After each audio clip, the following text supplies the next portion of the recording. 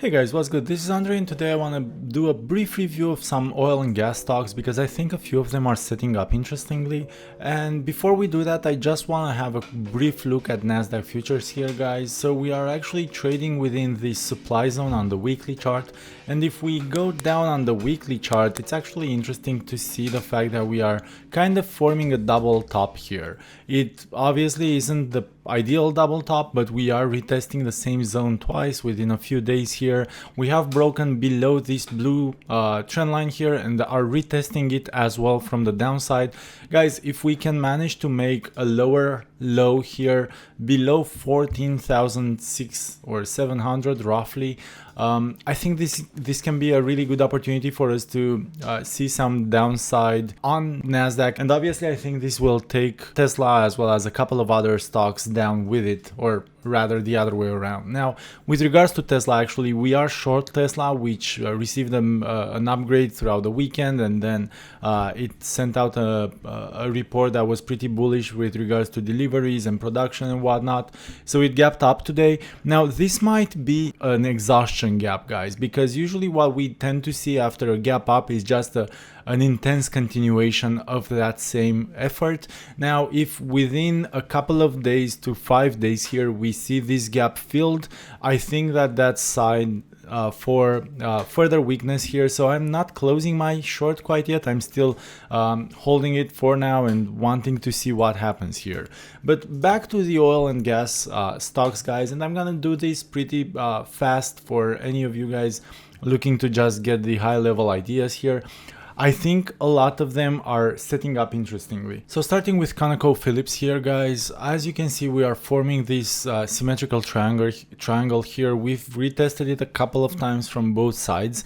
We are definitely coiling. So I will say here exactly what I said in my Patreon for today's announcement with regards to the watch list. Guys, I have a couple of these on my watch list. I'm not taking either of them long or short. I just want to have them on my watch list, because we've been coiling for such a long time that I think the next move, either up or down from here, is going to be a pretty significant one. So I want to be aware when that happens, and I want to play the move as it happens. I don't want to take bets here with regards to whether or not it's going to be a bullish or a bearish move. I just want to keep eyes on these. Next on the list is OXY here, guys. We are coming up against this trend line, and again, I don't want to take it bearish or bullish. I just want to see what happens. I am a bit more biased to the downside with OXY here, but that might not play out as I'm expecting it to, so I'm just gonna wait.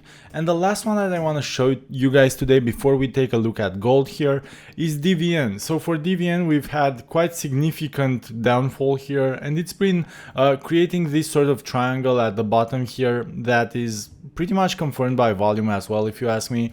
I think that we are about to break higher here potentially. If we do break higher, it's gonna be a pretty good move that could lead us all the way up to 56. Again, I'm not taking any positions as of right now. I just want to take these stocks, add them to a watch list that I'm gonna check every day to see if and when we do eventually break out of this formation.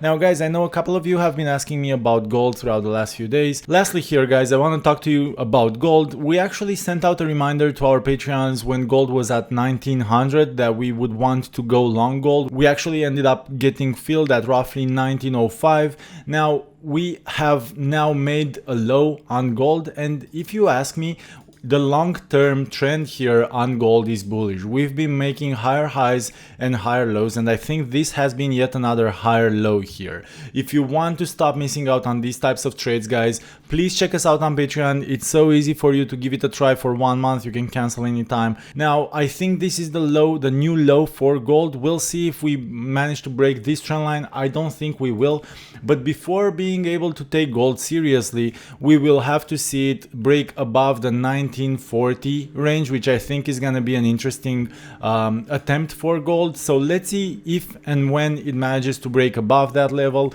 If it does, on a retest of that level, I would love to continue adding to this position. So I would love for it to do something along the lines of this and then move higher from here. Let's see if this happens, guys, but this is what I think will happen. Upside scenario, I think 2065, 2085 until potentially making another higher high here for this year on gold. It's probably gonna take some time to develop, but I think it's well worth adding right now and kind of being patient with gold. I think we're in a good spot with it.